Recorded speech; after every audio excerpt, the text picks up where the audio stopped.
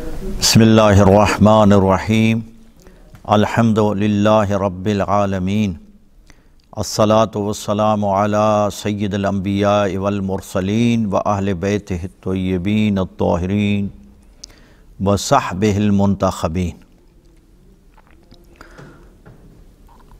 ناظرین محترم،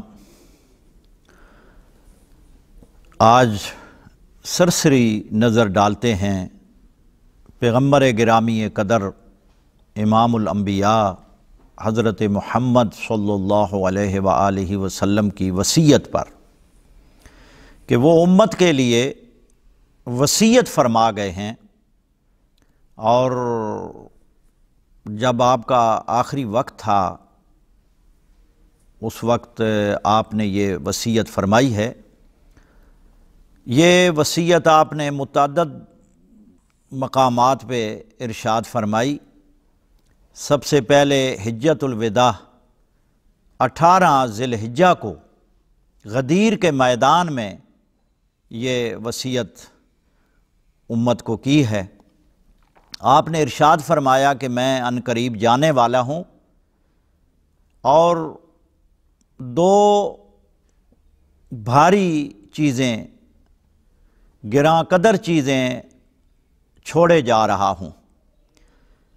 اس میں مختلف الفاظ ہیں۔ فرمایا انی تارک فیکم الثقلین، انی تارک فیکم خلیفتین، وقد ترکت فیکم ما ان اخذتم بہ۔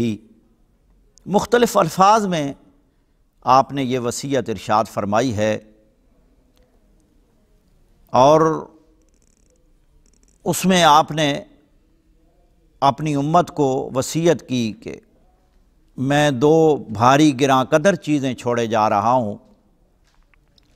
ما ان تمسکتم بہما لن تضلوا بعدی، اگر تم ان دونوں کے ساتھ تمسک کرو گے، ان کی پیروی کرو گے، ان کا دامن تھامو گے، تو میرے بعد ہرگز گمراہ نہ ہوں گے۔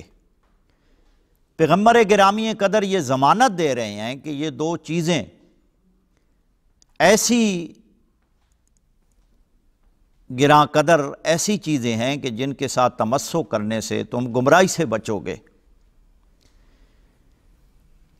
اور ان کو خلیفتین بھی کہا ہے کہ میرے بعد میرے دو خلیفے ہیں، ایک اللہ کی کتاب ہے اور ایک میری اطرت اہل بیت ہے۔ کتاب صامت ہے، لیکن اس کا بولنے والا دوسرا جو قرآن ہے وہ میری اطرت اہل بیت ہے۔ فرمایا انی تارک فیکم الثقلین کتاب اللہ و اطرتی اہل بیتی ما ان تمسکتم بہما لن تضلوا بعدی، اور پھر فرمایا انہما لا یفترقان حتی یرد علی الحوض۔ اور علامہ ناصر الدین البانی نے سلسلۃ الاحادیث صحیحہ میں 4 جلد میں یہ اس حدیث کا عنوان ہی باندھا ہے، حدیث العطرت، حدیث العطرت عنوان باندھا ہے۔ تو حضور نے یہ دو چیزیں ہمارے سپرد کی ہیں اور وصیت فرمائی ہے۔ اب ہم نے دیکھنا ہے کہ امت نے آیا اس وصیت پر عمل کیا ہے یا نہیں کیا۔ اور جو پہلے لفظ ہیں وہ ہیں ما ان تمسکتم بہما، اگر تم ان کا دامن تھامے رکھو گے تو میرے بعد ہرگز گمراہ نہ ہوں گے۔ اور یہ حدیث شیعہ سنی کتابوں میں صحیح سند کے ساتھ موجود ہے۔ اب میں پہلے شیعہ کتب، بنیادی اور اساسی شیعہ کتب سے دکھاؤں گا کہ یہ حدیث صحیح سند کے ساتھ آئی ہے، اگرچہ اس کے الفاظ مختلف ہیں۔ یعنی ایک جگہ حضور نے قد ترکت فیکم فرمایا، دوسری جگہ فرمایا ثقلین، اور کبھی یہ فرمایا خلیفتین۔ تو یہ دونوں یہ دونوں شیعہ سنی کتابوں میں صحیح سند کے ساتھ ثابت ہے۔ شیخ صدوق نے اس حدیث کو کتاب الخصال میں صفحہ نمبر 32 پہ صحیح سند کے ساتھ درج کیا ہے، اور اس کی پوری سند موجود ہے۔ اس کے راوی حضرت حذیفہ عامر ابن واصلہ رضی اللہ تعالی عنہ اور دوسرے حضرت حذیفہ بن اسید غفاری رضی اللہ تعالی عنہ، یہ دونوں صحابی اس حدیث کے راوی ہیں۔ ویسے تو روایت کرنے والے تو حدیث ثقلین کے صحابہ میں سے راویان تو بہت ہی زیادہ ہیں، لیکن شیخ صدوق نے متعدد طرق سے اسانید سے یہ حدیث اپنی کتاب کمال الدین میں درج کی ہے۔ لیکن میرے سامنے اب کتاب الخصال ہے، اور اس میں حضرت حذیفہ بن اسید غفاری اور حضرت ابو طفیل عامر بن واصلہ رضی اللہ تعالی عنہما ان سے روایت نقل کرتے ہیں، اور الفاظ تھوڑے مختلف ہیں۔ یہ آپ نے غدیر خم کے میدان میں جہاں من کنت مولا فرمایا، من کنت مولا ہو فہذا علی مولا ہو، اسی کے متصل ہی آپ نے فرمایا کہ میں آپ کے درمیان دو چیزیں چھوڑے جا رہا ہوں۔ میدان غدیر میں جہاں مولا امیر المومنین علی ابن ابی طالب کی ولایت کا اعلان کیا ہے، خلافت کا اعلان کیا ہے، وہیں پہ یہ وصیت فرمائی ہے کہ میں دو خلیفے چھوڑے جا رہا ہوں۔ اب حضور نے جو شیعہ کتب احادیث میں الفاظ ہیں کہ حضور نے فرمایا انی مخلف فیکم الثقلین، ایک اللہ کی کتاب ہے اور ایک میری اطرت اہل بیت ہے، تو فرماتے ہیں اطرت کون ہے؟ هو علی ابن ابی طالب و اطرتہ، یعنی ایک قرآن ہے اور دوسری علی اور علی کی اطرت، وہ میں چھوڑے جا رہا ہوں۔ ایک اللہ کی کتاب، ایک علی اور علی کی اطرت۔ یہ صحیح سند کے ساتھ شیخ صدوق نے کتاب الخصال میں لکھی ہے۔ اس کے بعد فرمایا انہما لن یفترقا حتی یرد علی الحوض، یہ ایک دوسرے کے ساتھ ایسے ان کا تعلق ہے، یعنی یہ دونوں لازم اور ملزوم ہیں کہ یہ حوض کوثر تک ایک دوسرے سے جدا نہیں ہوں گے۔ اور پھر راوی کہتا ہے کہ میں نے یہ حدیث حضرت امام محمد باقر علیہ السلام کی خدمت میں پیش کی کہ حضرت ابو طفیل عامر بن واصلہ رضی اللہ تعالی عنہ نے حدیث ثقلین بیان کی ہے، تو امام محمد باقر علیہ السلام نے ارشاد فرمایا صدق ابو طفیل ھذا الکلام وجدناہ فی کتاب علی ابن ابی طالب، فرماتے ہیں کہ حضرت ابو طفیل نے سچ فرمایا ہے، اور ہم نے اسی طرح یہ حدیث مولا علی کی کتاب میں پائی ہے۔ تو یہ اس کتاب میں ہے۔ اس کے بعد یہی روایت کتاب کمال الدین میں موجود ہے۔ یہاں حضرت امام جعفر صادق علیہ السلام سے لے کر حضرت امام حسین تک سلسلہ روات ائمہ اہل بیت ہیں، اور اس سے پہلے باقی راویان موجود ہیں، اور یہ سند بالکل ٹھیک ہے۔ لیکن یہاں اس بات کی وضاحت کی گئی ہے کہ اطرت سے کون مراد ہے۔ حضرت امام حسین علیہ السلام ارشاد فرماتے ہیں سئل امیر المؤمنین ان معنی قول رسول اللہ صلی اللہ علیہ وآلہ وسلم اطرتی، ان معنی قول رسول اللہ انی تارک فیکم الثقلین کتاب اللہ و اطرتی من الاطرتو۔ امیر المومنین سے پوچھا گیا کہ اس حدیث میں اطرت سے کون مراد ہیں، تو مولا کائنات نے ارشاد فرمایا کہ اطرت سے مراد انا والحسن والحسین والائمۃ تسعۃ من ولد الحسین وتاسعہم مہدیہم وقائمہم لا یفارقون کتاب اللہ ولا یفارقہم حتی یاردوا علی رسول اللہ صلی اللہ علیہ وآلہ وسلم حوضہ۔ مولا کائنات فرماتے ہیں کہ اطرت سے مراد میں ہوں، میرا بیٹا حسن ہے، میرا بیٹا حسین ہے، اور پھر حسین کی ذریہ سے، حسین کی نسل سے 9 امام ہیں۔ تو اس سے پتہ چلا کہ اطرت سے مراد 12 امام علیہم السلام ہیں، 12 ائمہ اہل بیت مراد ہیں۔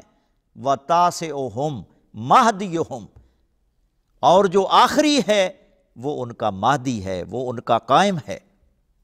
لا یفارقون کتاب اللہ ولا یفارقہم، اور نہ یہ قرآن سے جدا ہوں گے اور نہ قرآن ان سے جدا ہوگا، حتیٰ کہ یہ دونوں حوض کوثر پر پیغمبر گرامی قدر صلی اللہ علیہ وآلہ وسلم کے سامنے پیش ہوں گے۔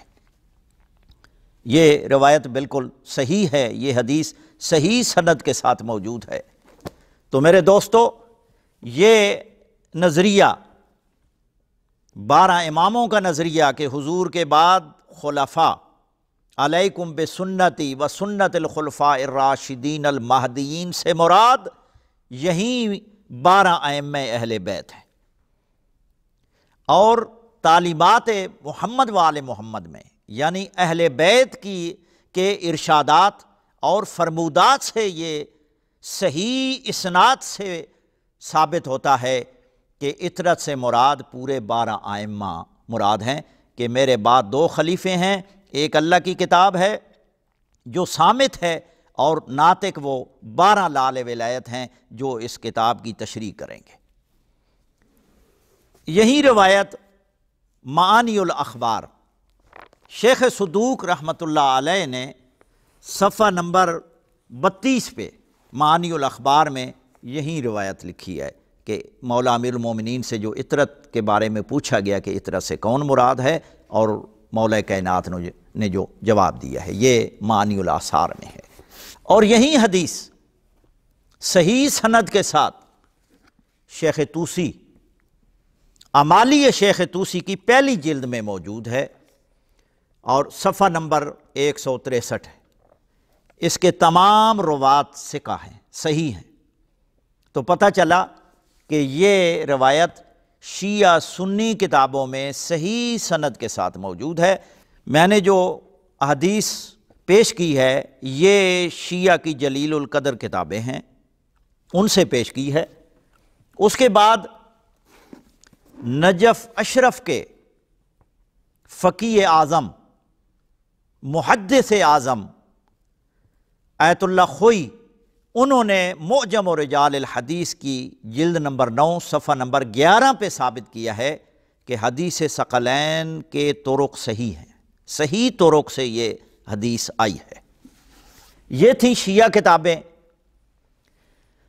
اب سنی کتابوں سے میں سند کے ساتھ یہ حدیث پیش کرتا ہوں۔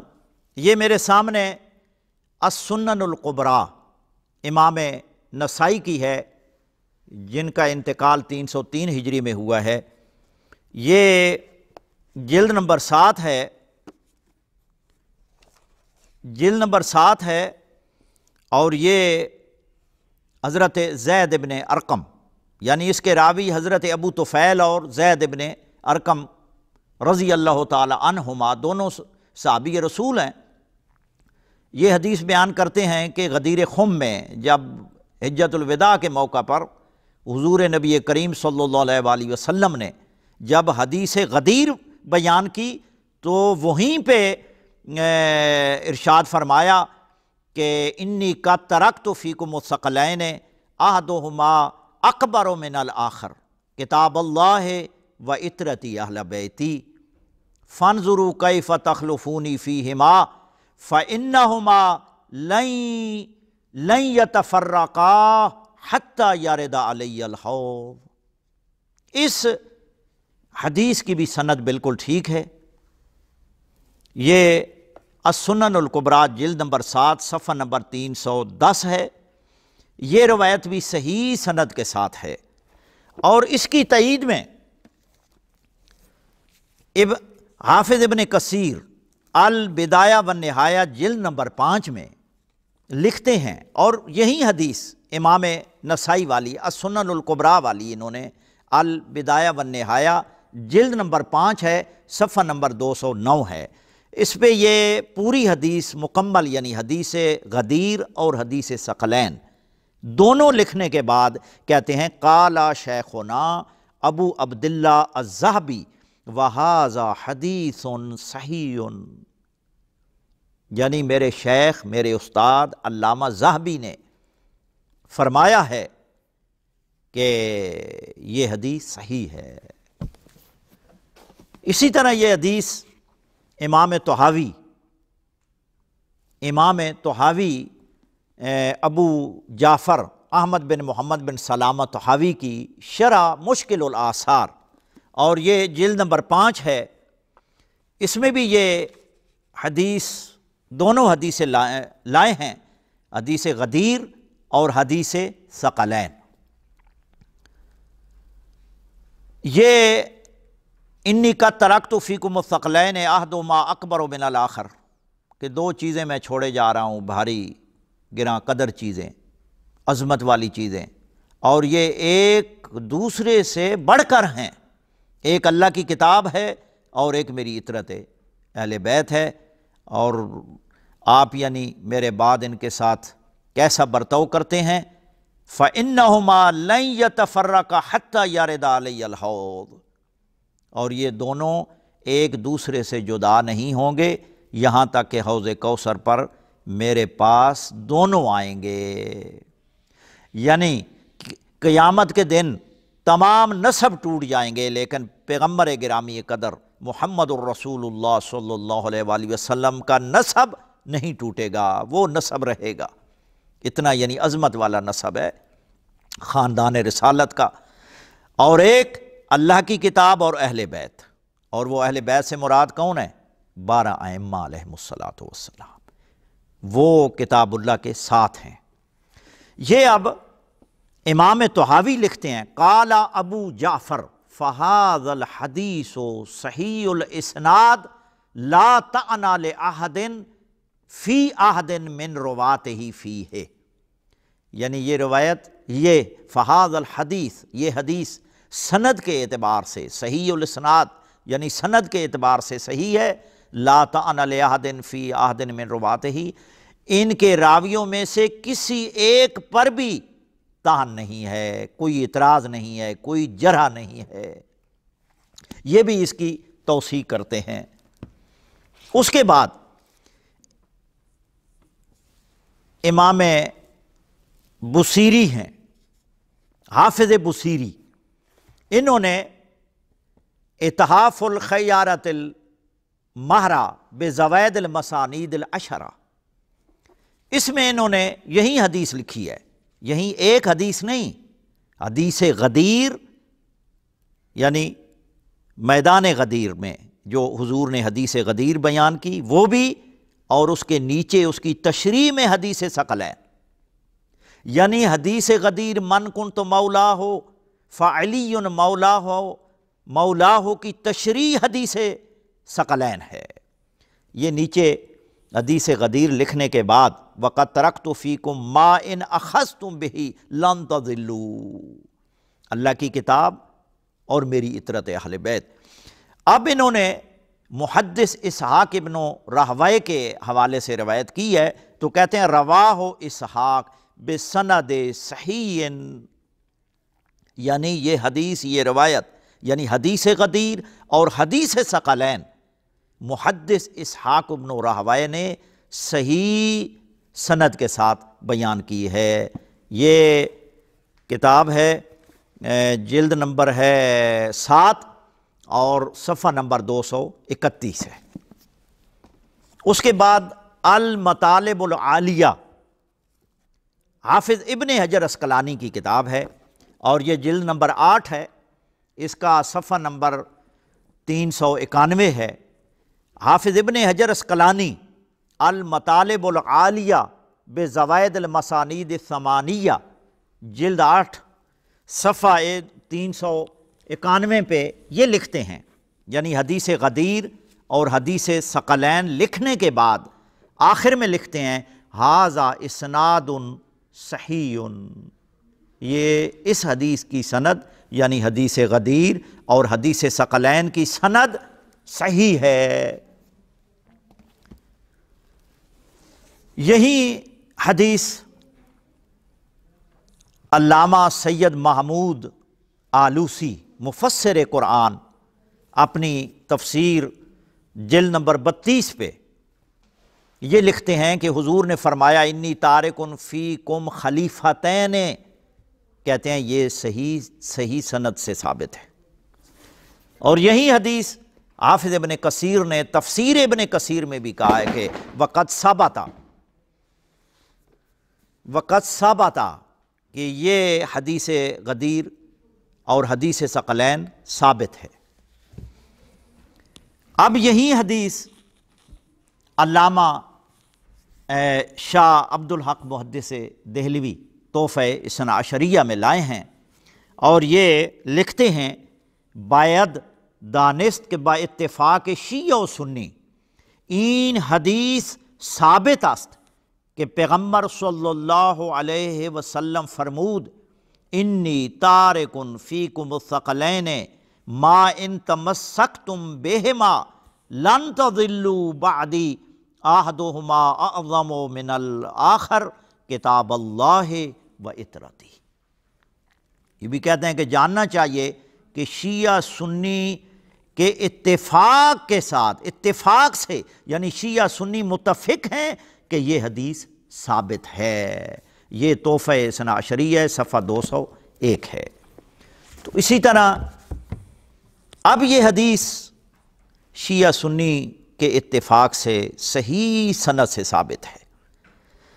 اب میرے دوستو اس حدیث کے الفاظ پر ہم نے غور کرنا ہے کہ حضور فرما رہے ہیں کہ میرے 2 خلیفے ہیں، ایک اللہ کی کتاب ہے اور ایک میری اطرت اہل بیت ہے۔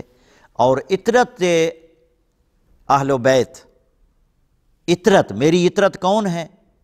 وہ بھی خود مولا کائنات نے یعنی خاندان اہل بیت کی شخصیات نے، آئمہ نے اس کی صراحت کی ہے کہ وہ اطرت سے کون مراد ہے۔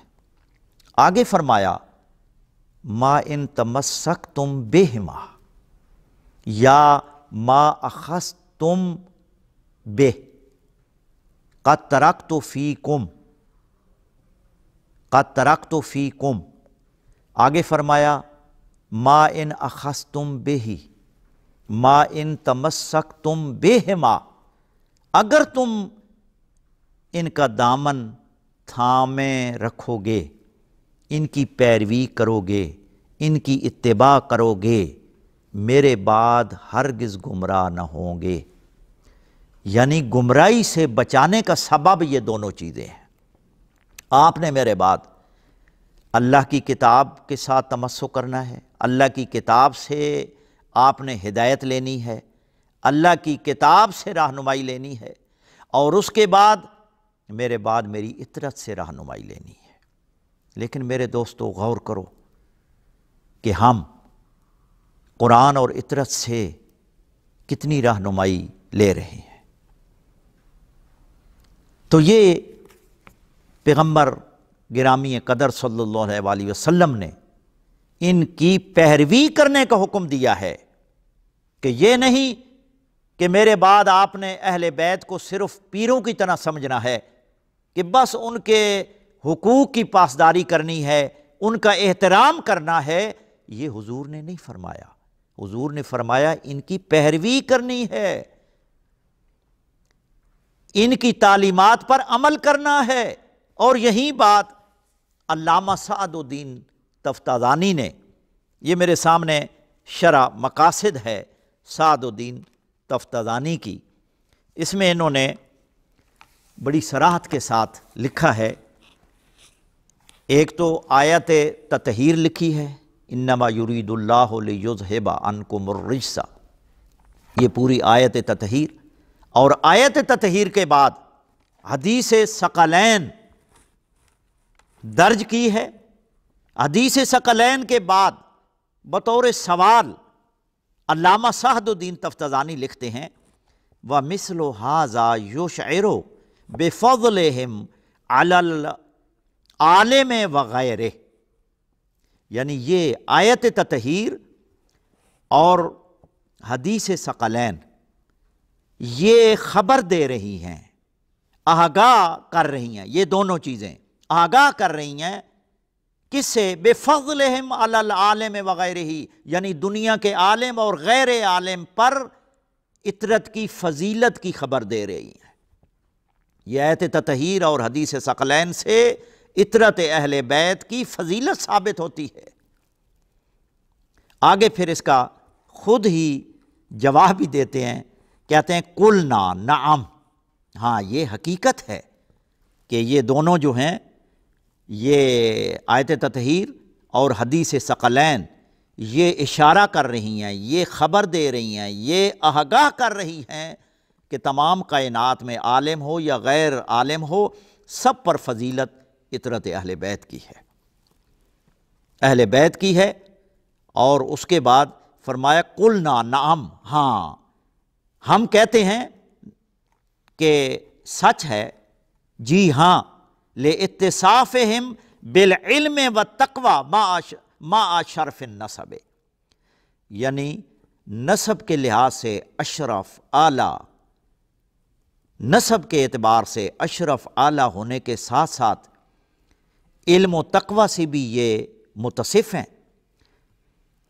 الا یری انہ صلی اللہ تعالی علیہ وسلم، اس میں غور کیوں نہیں کیا جاتا؟ قارنہم بکتاب اللہ، اللہ کے رسول نے اہل بیت کو کتاب کے ساتھ ملایا ہے، اللہ کی کتاب کے ساتھ ملایا ہے، فی کون التمسک بہما منقذا من الضلالۃ، اور ان دونوں کے ساتھ تمسک جو ہے، یعنی ان کا دامن تھامنے سے، ان کی پیروی کرنے سے، ان کے ساتھ تمسک کرنے سے، منقذا من الضلالۃ، گمراہی اور ضلالت سے بچانے والا ہے ان کا تمسک۔ ولا معنی للتمسک بالکتاب الا الاخذ بما فیہ من العلم والہدایہ فہکذا فی العطرۃ، کہتے ہیں کہ اللہ کی کتاب کے ساتھ یعنی قرآن کے ساتھ تمسک کا معنی یہ ہے کہ اس میں جو علم اور ہدایت ہے اس کو لیا جائے، فقضا فی العطرۃ، اسی طرح عطرت کے ساتھ تمسک ہے کہ عطرت اہل بیت نے یعنی حضور کی عطرت نے جو ہمیں حکم دیا ہے، جو ان کی تعلیمات ہیں، جو ان کے ارشادات ہیں، جو ان کے اقوال ہیں، ان کی پیروی کرنا ہے۔